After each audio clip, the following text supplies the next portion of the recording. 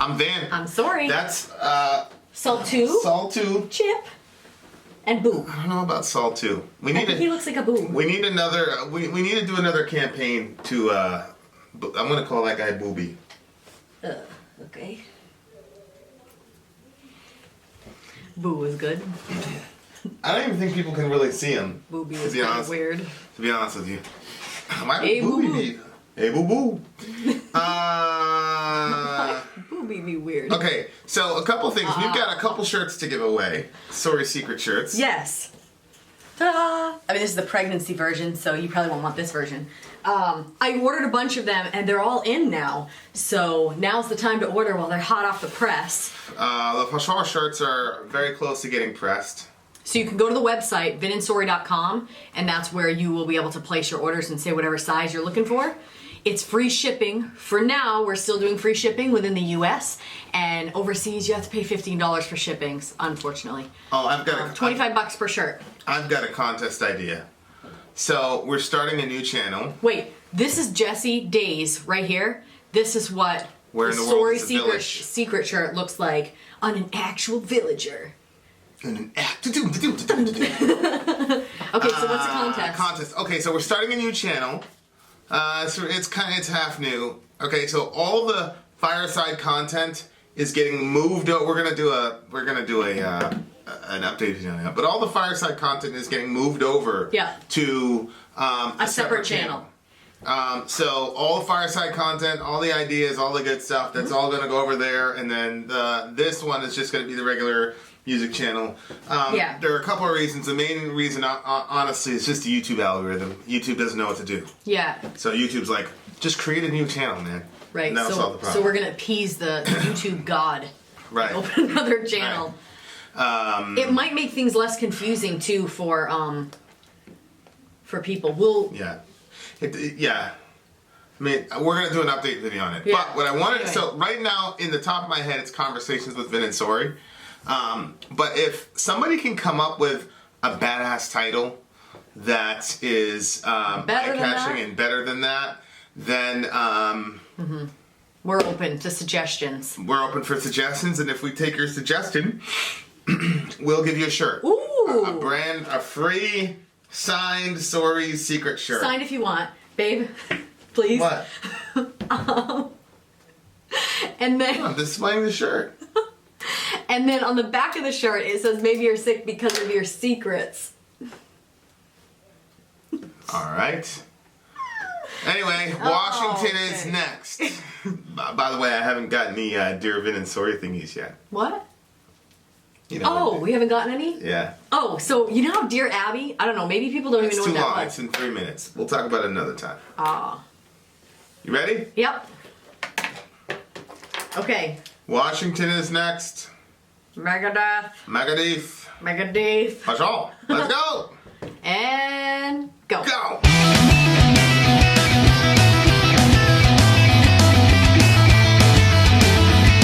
Starts right out with a bang.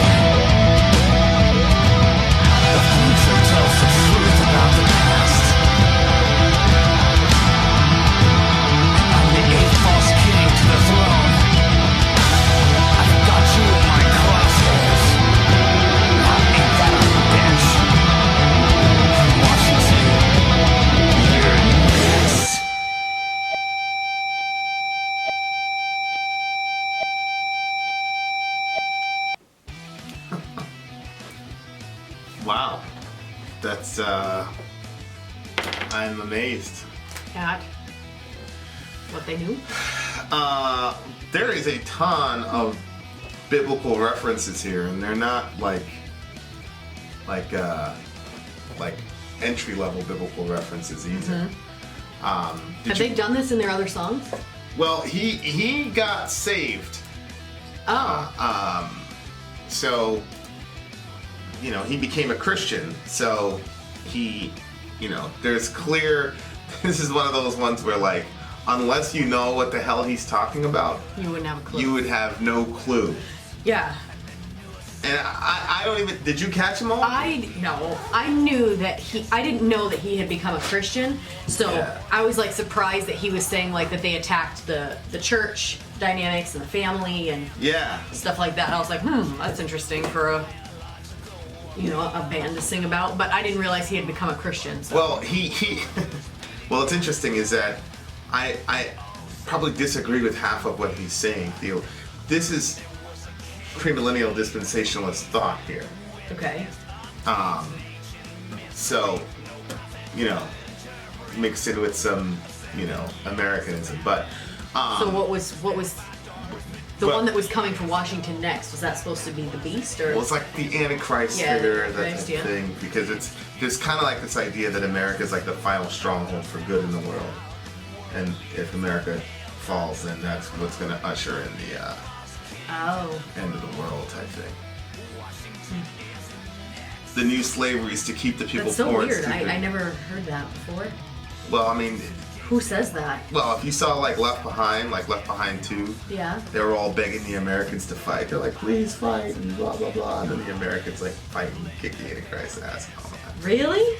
Yeah, there's the idea that America is it's such an exceptional nation that we're the last thing that's holding back the full onslaught of the New World Order. Wow, interesting. Yeah. Well, I don't know why I never heard that. Yeah, it's pretty popular among evangelicals. Interesting. So I mean, there's some that say no, America's evil and we're terrible. Yeah, we're the lukewarm. Yeah, but there's other people that say no, like America, because we support Israel and whatever, like. We have the most guns and the most money. That when the rapture happens, the majority of America is going to get raptured because we're such a Christian nation that America's going to fall, and that's going to leave the power vacuum open for the Antichrist and all this. The rapture, in case you're like, what is that? It's this belief that like all of a sudden like Jesus is going to come back and then he's going to snatch up all the believers and all the Christians are going to go up. We're going to disappear, and then they just disappear, and then world history is going to continue. And it's going to get really terrible because there's no Christians here to hold it together. But that we don't believe that. We used to.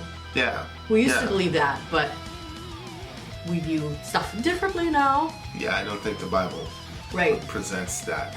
But the other part of it is that there's there's this very specific way of looking at the end of the world called premillennial dispensationalism, and it's always bleak. And it's always bad, and things are always going to degenerate into terribleness. Right. I believe the opposite. I actually think that the world is going to get progressively better. Some of that. We believe it. Right, we believe it. The center of it is we believe that we're all going to kind of look at each other and figure out that the way of Jesus is the best of all possible worlds. But but there's a lot that goes in. There's scientific advancements that's going to happen. There's that focus on the sciences and things like that to help with agriculture and all these other things. So in my mind, I believe we're going to overcome world hunger. I think we're going to figure out the infant mortality rate in the world. We're going to get everybody clean water. People like Alec and things like that are going to work with genetics and figure shit out and affect the world in a positive way. So it's not just only like a theological, everybody agrees. Right. It's also going to be like very, this world. That's why I always say I believe Christianity is a very this world oriented religion. So that's our perspective on the world from the Bible. But there's other people that look at it that everything is going to get bad and worse and worse and worse and worse. And I think that this is kind of the world that's being talked about here.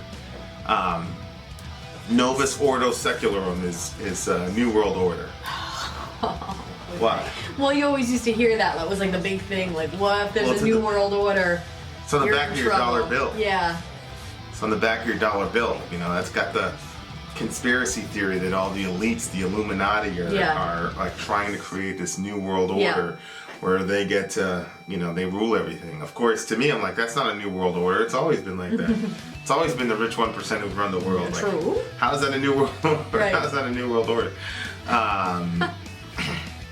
But the new world order is beating down the door, and nothing, and something needs to be done. But it's kind of like the new, when people, especially like evangelicals, talk about the new world order, it's like the new world order is the governing body of the Antichrist. Like that's how they look at it. That's how they talk about it. You know, so it's like the Antichrist has a governing body, and it's the new world order. Yes. And there's a lot of like paranoia. I don't want to say paranoia because if they're right, then it's not paranoia. But from our perspective, I just don't think it's right. Right. So there's a lot of like fear around this concept of a new world order. Yes. Yeah. And so you have, you know, there's this famous clip of George Bush talking about it. George Bush Sr. talking about the new world order and things of that nature. Yeah, and there's fear around like people. It's weird because like people like coming together to work together to find a solution. Right. Like when everybody's like banding together, like Christians that have that mindset are like, whoa. That's a sign that things are bad. It's actually bad, which is crazy because then what it makes people like go away from actually solving problems. Yeah, solving problems like we need to. There is a king, an evil king, who dreamt the wickedest of dreams, an ancient mystery no prophet could interpret. Of 7 years of famine, the wolf is at my door, predicted years ago. That was, that is, and that is no more. So you know that one. The evil king? Yeah, I dreamt of 7 years of famine. Oh, the one that went crazy under the tree? No, that was Oh no, Pharaoh. Joseph? Right, so the king of Egypt in the Bible in Genesis dreams this dream that there's going to be 7 years of prosperity and then 7 years of famine. Yeah. Well, what's interesting about dispensationalism is that there's going to be, so Jesus comes, scoops all the Christians up, and then there's 7 years left. So you'll notice here, because in the original story in Genesis, there's 2 sets of 7. There's the 7 years of prosperity and 7 years of famine. And so what Joseph says is, during the 7 years of prosperity, store it all up, so that when the 7 years of famine come, we have something to eat. Right. But here he only talks about the 7 years of famine, because these folks believe that at the end of the world, there's going to be 7 years left, and it's all going to be bad. You see. Oh, okay. So so he's talking about 7. The wolf is at my door. It's predicted years ago. That would probably be the Antichrist, because the next thing is the Word, which to me that's an explicit reference to the Bible, predicts the future and tells the truth about the past of how the world leaders will hail the new Pharaoh, the 8th false king to the throne. Okay, so that right there is a reference to the Antichrist. But the 8th? Because it's Revelation 17, where John talks about that there were. I'll read you the passage because I wanted to read it. Revelation 17, 9 through 10. Here is a mind that has wisdom. The 7 heads are 7 mountains on which the woman sits, and there are 7 kings. Watch this. 5 have fallen.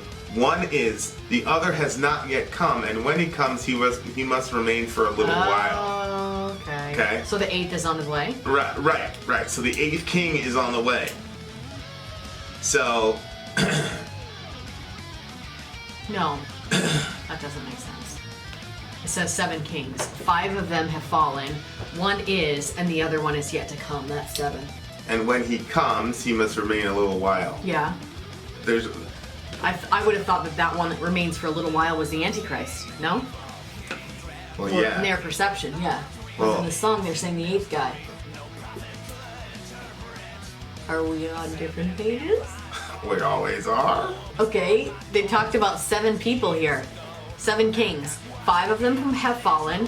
1 is, the other has not yet come. Yeah, but then if you look at verse 11. Oh. The beast, which was and is not, is himself also an 8th. It is one of the 7, and he goes to destruction. Oh. So 9 through 10 talk about the 7, but then there's an 8th. Yeah. Which everybody's, okay, that's the Antichrist. Well, is he the beast which was and is not is himself also an 8th and is one of the 7. Is it saying there that he was one of the 7 because he's the one that was there for a little while, but then he dies and then he comes back? Remember that whole theory? Well, so is that why he's the 7th, but he's also the 8th? Well, I have my own perspective on that guy, but from these people's perspective, that's the 8th one is the Antichrist. Yeah. Right. Yeah. So that is like really complex writing, because it's like that's a pretty complex verse. Yeah. Most Christians wouldn't pick it. You didn't pick it up. No. The world leaders will hail the new Pharaoh, because Pharaoh was essentially the most powerful person in the earth at the time of the highest Egyptian dynasty, and so the Antichrist is being compared with him. Right. And so like this is sort of the way that he does it. Disengage their minds, sabotage their health, promote sex and warn violence in the kindergartens. Blame the parents and teachers. It's their fault. What? What does that word mean? Those words. What? Blame the parents and the teachers? No, babe. Anuit coeptus? Yeah. Coeptus, I'm assuming, is something having to do with coitus, which is about sex or whatever. Attack the church dynamic, attack the family, keep the public undisciplined till nothing is left sacred, and the have-nots get hooked and have it. Yeah, it is interesting to me that he talked about that, because that's really interesting to confront in the metal community. Well, that's why I was surprised. Especially, I do think though that this whole concept of like what do you call it? A teacher teaching my kid, my 8, 9, 10-year-old kid about sex, like, get the fuck out of here. Like I don't understand that whole concept. No, me neither. Like I don't get it. So I'm like, means favor our undertakings. It's one of the 2 mottos of the reverse side of the Great Seal of the United States, taken from the Latin words to nod or to approve. It literally means God favor our undertakings. okay. So why would they have put that there? It's their fault. God favor our undertakings. Attack the church. Well, it's just the irony. You want God to bless America, but then you're attacking the church and you're attacking the family. How does that work? I see. Yep. But anyway, like, keep the public undisciplined till nothing is left sacred. It is true, though. I thought the same thing. There's definitely attack on anything that's sacred. Yes. But again, I talked about in the previous video where it's kind of like scoffing at all the things that and of course in the Western world you're going to pick on Christianity because, but it is true, like they scoff at everything that's sacred about that Christianity holds sacred. Yeah. And it's like, okay. Yeah, I feel like that. All right. People don't teach their kids, like, I'm not saying everybody, but like a lot of kids like don't like have like a respect, and maybe even adults, for things that should be sacred. Like, for instance, we went by a graveyard and there was these kids riding their bikes all over the stone is there, and you're basically riding, the person's 6 feet underneath, you're just riding all over these people. Like, yeah. Why? Use the freaking path. Like, why are you going all over these graves like that? Well, why is it significant? The guy's dead. Yeah, I know that the guy's dead. No, like, I'm saying we have reasons for why it's significant to honor the dead. Yeah. But what worldview are these kids being given to where you should honor the dead? Right. And so it's like, this is something I constantly kind of try to hold everyone to realizing, is all of the ways that whatever you base your view of the world on has implications. Yeah, it really does. And so, you've got a whole generation, and yes, that's one of the reasons we homeschool our kids, because it is I remember in school, and of course we're in New York City, but my family members also, like, if you're conscious of it, there are teachers and school boards that have absolute agendas that they want to impose on children. Absolutely, without a doubt. Well, I would have never thought that before, but actually within the past year, I'm like, why wouldn't they? Of course they do. Like, anybody with a vision for the future is going to understand that they're the next voting bloc. They're the future. They are. So what you give them now, like, yeah, let's have Planned Parenthood come in there and talk to these kids about sex and how awesome sex is. These teenagers. Yeah. These 14, 15, 16-year-olds. Yeah. And tell them how awesome sex is and all the different ways. I mean, you should see some of these pamphlets Planned Parenthood is handing out to these 14, 15-year-old kids. And it gets them all ginned up. Yeah. Then all of a sudden they get pregnant, and guess what? Yeah. Now we have another customer. I mean, those are facts. They move themselves, in the Portland area. Like the teenagers, they get out of school. There's a school there. And the Planned Parenthood, they're basically walking right by the Planned Parenthood. They pass. Planned Parenthood has people out on their sidewalks to walk the girls in and stuff. And they have to walk past those people. But that's just one example. My point is there's an absolute agenda for sure. Yeah. And and it's like it's not. Oh, and of course there's the whole abstinence only education versus blah blah blah, and I'm not even going there. What I'm saying is there's a line, because if a person doesn't have a biblical worldview, I can understand them saying, no, we're not going to teach abstinence only. We're going to teach them about contraceptives and blah blah blah blah blah. Right? Like, I get that. Yeah. I completely get that. But having a bunch of adults telling 14, 15, 16-year-olds about how awesome having sex is and all the different ways that you can have sex and all this. And not talking about the fallout of what happens. Yeah, not talking about some of these pamphlets are insane. I've never seen one. You have. I have? Because I've shown them to you. Unbelievable. Some of these things are just absolutely insane. And it's completely destructive.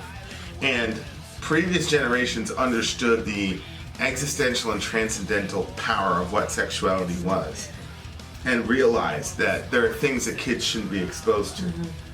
And now we've grown and we've educated ourselves to know that you prude or you puritanical blah blah blah. And it's like, okay, you got a generation of kids that are told that their bodies aren't sacred, their bodies aren't a temple, that there isn't anything valuable about maintaining. Now, I do think that we've criticized evangelical purity culture, which puts all a girl's value in her purity, quote unquote. But secularists have swung the other way and have put no value in maintaining chastity at all. And have for both men and women. Yeah, for both men and women. Yeah. And are now celebrating this crazy hookup culture and basically telling these kids, go at it, just be safe. Well, there's no condom you can wear around your soul.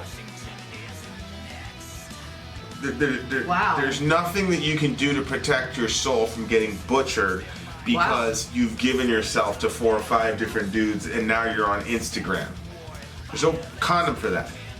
So these kids are getting just completely wrecked, completely destroyed with the way that they're being taught. They're not being taught that they have any transcendental value, that there's anything transcendent about sexuality, and they are being taught, all this stuff, and then and then we wonder.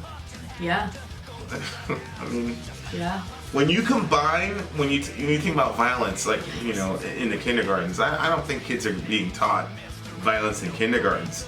But what they are being taught nowadays is how to deal with active shooter drills.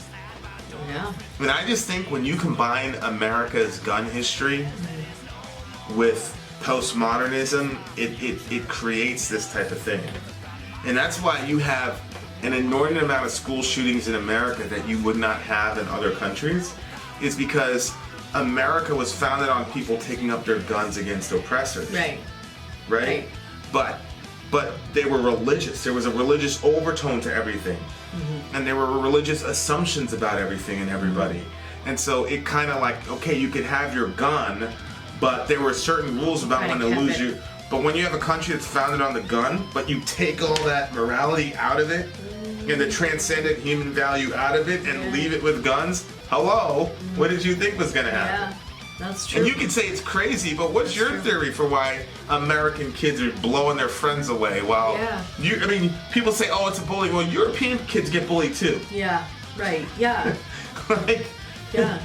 Why are they doing that shit? I mean, I've talked to them because, we're in a global village. By the way, that was the Antichrist's term for his government, the global village.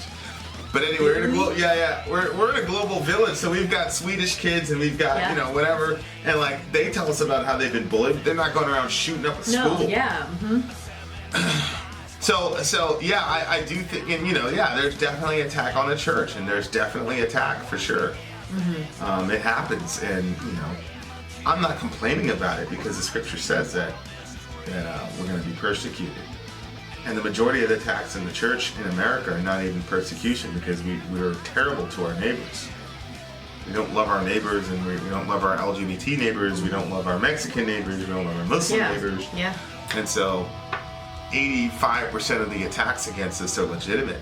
But there is absolutely secularist attack where they misapply the establishment clause to mean all religion has to be out of the public life. Yeah.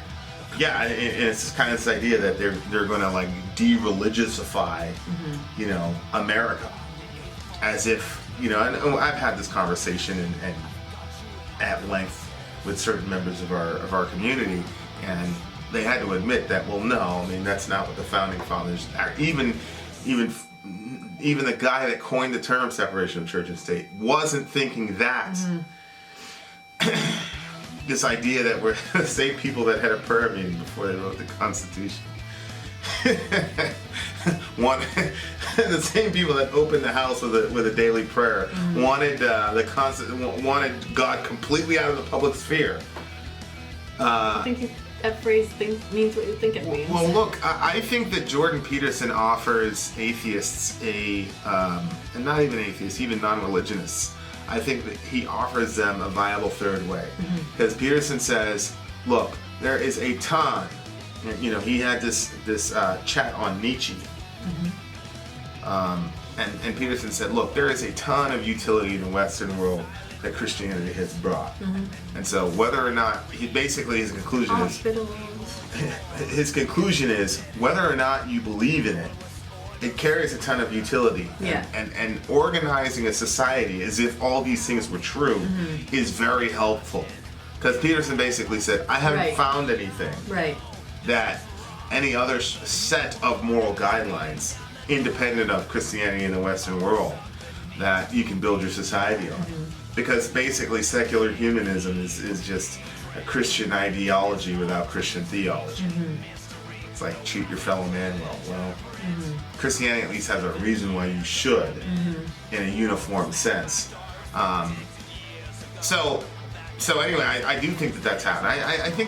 I think it's indisputable that the church and Christianity has been attacked by secularists in America. I mean, can we all concede that? I mean, look, we have attacked certain groups of people, and when I say we, once again, I'm including myself and all Christians. But it goes without saying that secularists have been attacking Christians for quite some time. I mean, the crazy people who, if they see a nativity scene of the Holy Family I think that's just in public, they always go on some cultural jihad. It's like, come on, man. Like, keep it together. Yeah. Keep the public undisciplined till nothing is left sacred. So true. Yeah. It is true, though. I'll tell you what. People in control, people who run shit, are extremely disciplined. And so it's like, think about a guy like Bill Belichick and Tom Brady. This is a crazy analogy. But Tom Brady goes home and he watches 8 hours of film. You're right. Yeah. Belichick held up a Super Bowl trophy, and then you know what he was saying when he was pumping the Super Bowl trophy? No days off. So like, super successful 1%, all those elite people that you hate, they are disciplined as hell.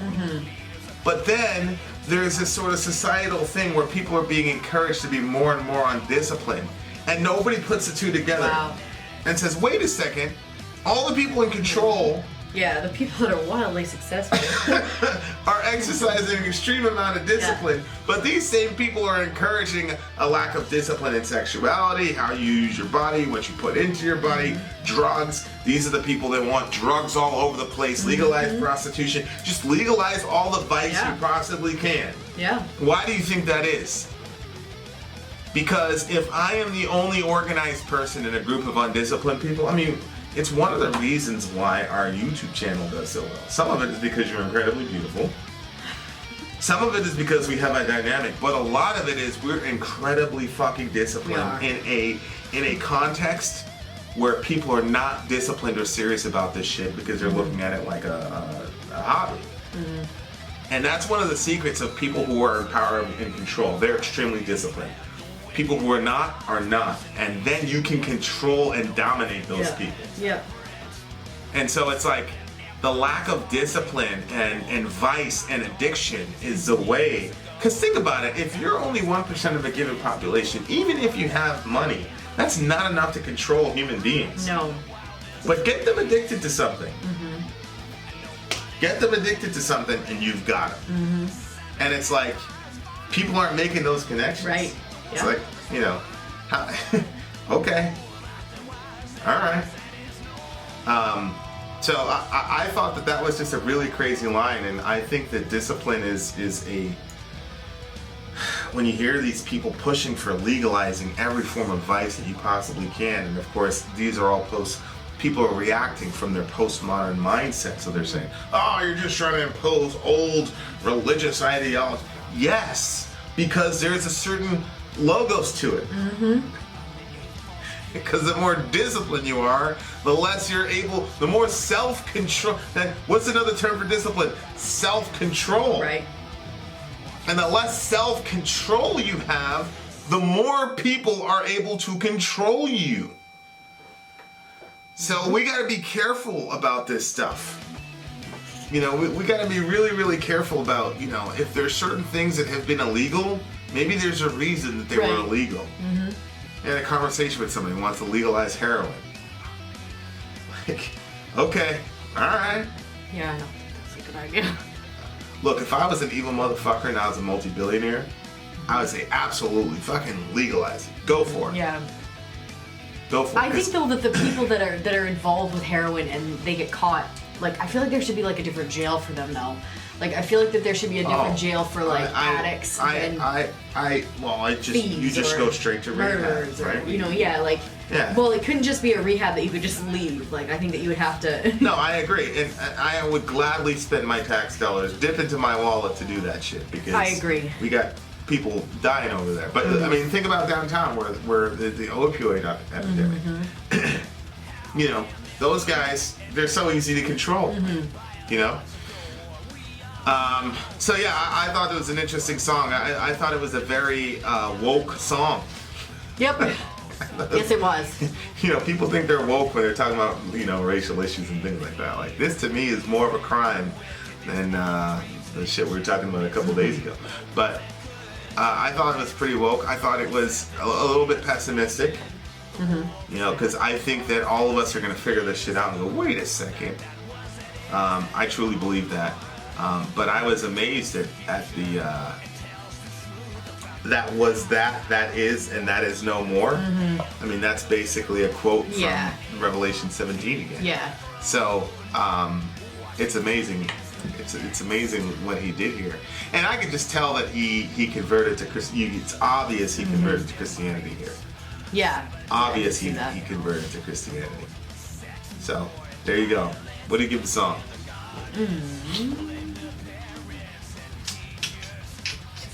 8.9. Yeah, I think it's a solid 9 for me. Watch out. Vin out. Sori out. Gone. Nothing left is sacred, and the have-nots get fucked in half.